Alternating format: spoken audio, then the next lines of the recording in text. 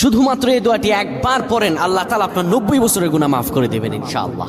আপনার 90 বছরের গুনাহ মাফ হয়ে যাবে শুধুমাত্র এই দোয়াটি যদি একবার পড়তে পারেন। আপনার ভাগ্য খুলে যাবে, রিজিকে বরকত আসবে, মনের ন্যাক আশা পূরণ হবে, আল্লাহ আপনার সব দোয়া কবুল করে দিবেন। সুবহানাল্লাহি ওয়া বিহামদি। এত ফজিলত, এই দোয়াটা আপনারা শেয়ার করে দিবেন। এই যুবকেরা, আমল না করেও সওয়াব পাবা। তোমার একটি শেয়ারে, একটা বাটনে প্রেস করে তুমি সওয়াব পেয়ে যাবা। কারণ তুমি আমল না করো, অন্য কেউ যদি তোমার শেয়ারের বদৌলতে আমল করে, সওয়াব তুমি পেয়ে যাবা। নবীজির হাদিস।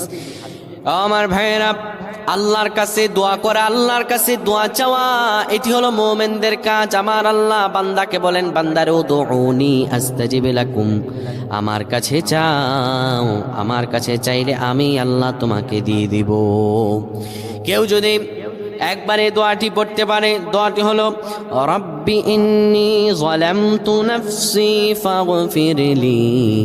কেউ যদি এই দোয়াটা একবার পড়তে পারে, আমার আল্লাহ তাআলা তার 90